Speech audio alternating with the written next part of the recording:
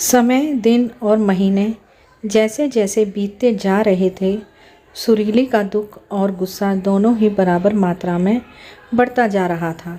6 महीने पहले जब वह अपने मायके गई थी और वहाँ उसने जो देखा वह महसूस किया, उसके उपरांत दोबारा फिर कभी सुरीली का मन अपने मायके जाने का नहीं हुआ। इस बात को पूरे 6 महीने बीत चुके हैं, लेकिन आज भी सुरीली अपनी माँ से खफा है। माँ, बाबूजी, भाई और यहाँ तक कि उसके भाई की पत्नी कनक ने भी कई बार सुरीली से घर ना आने का कारण जानना चाहा, लेकिन उसने कभी भी किसी से अपने दिल की बात नहीं कही, बस अंदर ही अंदर परेशान होती रही।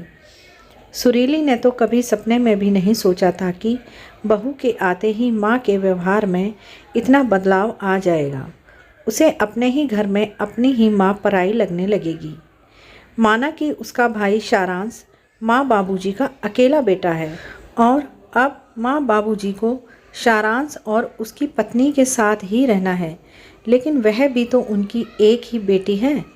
भाई सारांश की शादी से पहले तक सुरीली को ऐसा कभी नहीं लगा कि माँ या बाबूजी उससे कम स्नेह रखते हैं।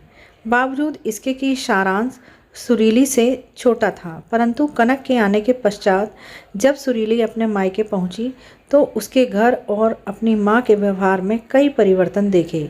माँ का अपनी बहू कनक के प्रति अत्यधिक स्नेह व परवाह देख सुरीली को बिल्कुल भी अच्छा नहीं लगा और वह चिढ़ गई थी।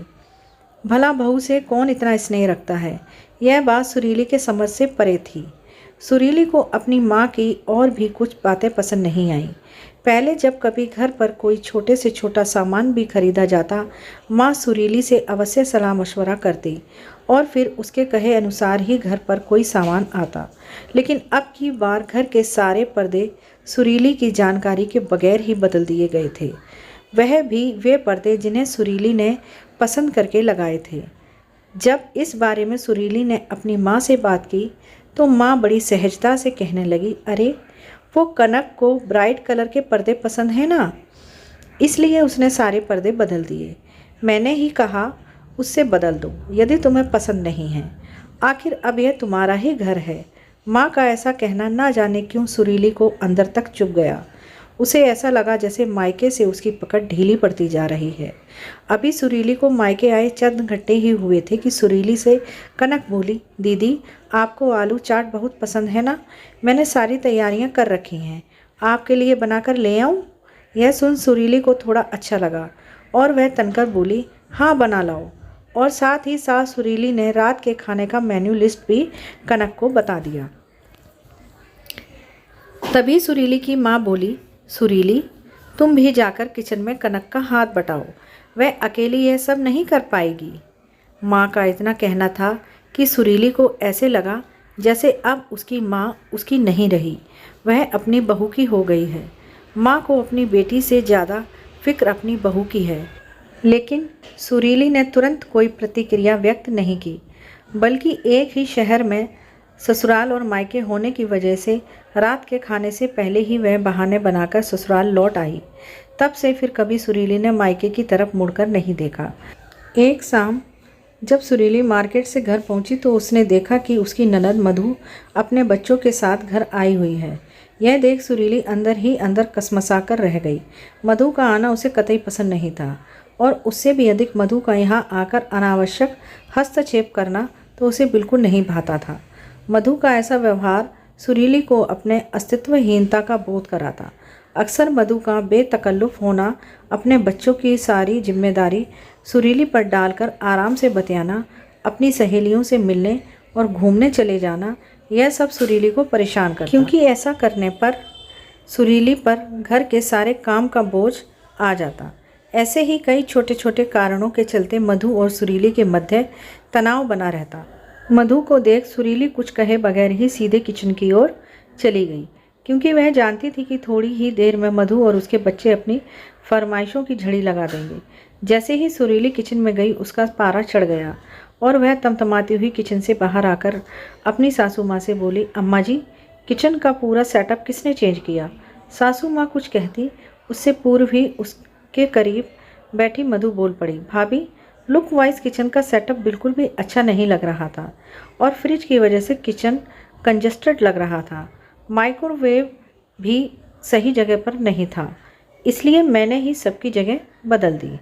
मधु का इतना कहना था कि सुरीली और मधु के बीच कहासुनी हो गई। सुरीली गुस्से से अपने कमरे में आ गई और आंसू बहाने लगी।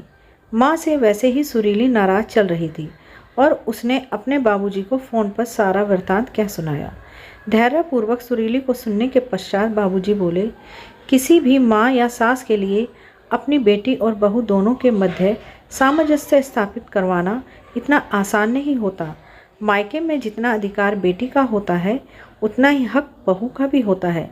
तुम्हारी माँ तो हमेशा से चाहती थी कि कनक और तुम मिलजुल कर रहो, तुम्हारा आना कभी कनक को ना खटके और मायके में तुम्हारा सम्मान बना रहे। उसने तो ऐसा करने का प्रयास ही किया था, लेकिन नतीजा यह हुआ कि तुम नाराज़ होकर चली गई। क्या ये मैं नहीं जानता? बाबूजी से यह सब सुन सुरीली को अपनी सोच पर पछतावा हुआ। उसके मन में अपनी माँ के प्रति जो गुस्सा और गलतफहमी थी वह अब दूर हो चुकी थी। सुरीली ये भी समझ गई कि माँ उससे कितना प्यार करती है। मायके में उसका मान बना रहे इसलिए माँ ऐसा बर्ताव कर रही थी।